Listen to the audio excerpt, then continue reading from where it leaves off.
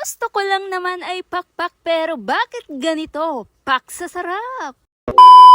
Kumuha ka ng pakpak, labas mo muna kahit ilang piraso, depende sa'yo, mas marami, mas masarap din talaga. Timplahan nga muna natin, lagay mo muna yung olive oil. Maglagay ka ng kaunting asin at paminta. At ilagay mo rin ang paprika. Isunod mo naman yung pakpak na kay sarap at himas-himasin mo nga muna ito kasama ng timpladong sangkap. Ibabad nga muna natin ito saglit ng ilang oras para manuot mismo yung pinakalasa niya, yung sangkap timpladong nilagay natin. Ganito din talaga, mapapapak ka na lang din talaga ng sobra-sobra. Kaya kung ganito din ang cravings mo, abay magluto na rin. Pagkatapos mo nga ibabad ng ilang oras, i-fire nga muna natin ito. Dito nga inilagay na nga agad-agad. At 20 minutes, hinayaan nga muna ito. Iwan mo muna, maya-maya balikan na lang ulit. Tipong nagkikrave ka lang naman ng isang araw, tapos heto na talaga, mapapakamay ka talaga ng sobra-sobra. At habang naghihintay-hintay tayo, magawa na rin tayo ng white sauce. Kumuha ka ng mayonnaise at yogurt. At syempre, yung cheese din talagang magbibigay sarap. At isunod mo na rin yung pinakapaminta nito. Kaunting asin lamang po. Pagkatapos, halu-haluin mong mabuti. Para dito pa lang nakoy sausawan na kay sarap din talaga. Bagay na bagay dun sa pak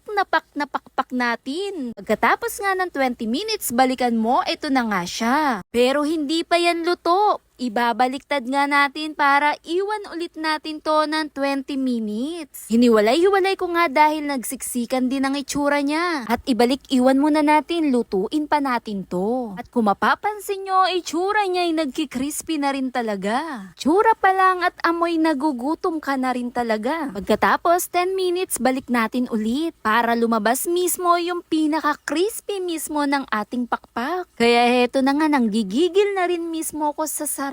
At maya-maya matitikman na rin talaga kita. Heto na siya, luto na rin at ilagay pa natin yung isusunod nating lulutuin. At same pa rin sa pagluto natin, 20 minutes, iwan mo lamang yan. Ganun na ganun lang din kadali. Amoy pa lang din talaga sarap ka na talaga. Sausawan na lang din talaga ang kulang dito. Yun at yun lang talaga ang bukang bibig ko.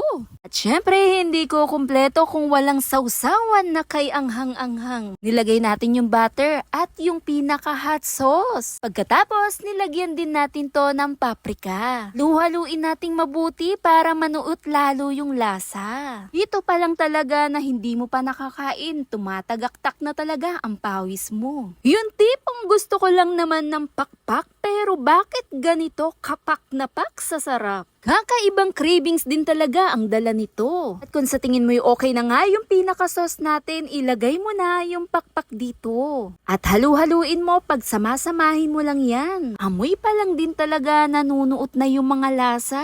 Di lang talaga mapapaulit-ulit ka talaga sa papak. Walang katulad sa lasang nakikita mo rin talaga sa labas. Daig mo pa ang kumain din sa restaurant. At hindi tinipid, lalong-lalo na sa sangkap, panalo naman talaga sa sarap. Sauce pa lang din talaga'y solve na. Tapos eto na yung pinaka-deep na white sauce talaga. Ay the best din talagang sausawan, bagay na bagay dito sa ating chicken spicy wings. Cravings mo? Satisfied din talaga. Hindi ko kumpleto kung hindi yan titikman. Kung cravings mo din talaga, gawin nating mas masarap. At all-time favorite din talaga ng lahat. At heto na nga, umuulit pa talaga at mapapakamay ka talaga sa papak. Tara po't kain tayo!